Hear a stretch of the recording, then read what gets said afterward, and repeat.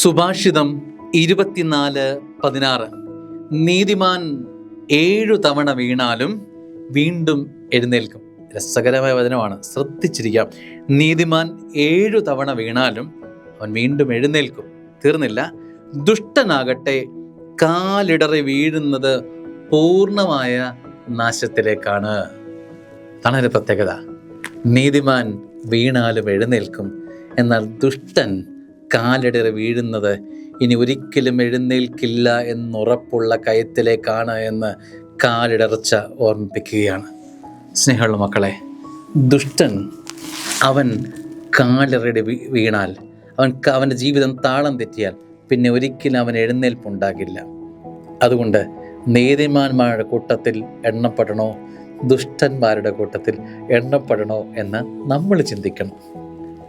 എന്നും ഇങ്ങനെ അങ്ങ് പോകുമെന്ന് കരുതരുത്. വീഴ്ച ചിലപ്പോൾ ഭയാനകമായിരിക്കും.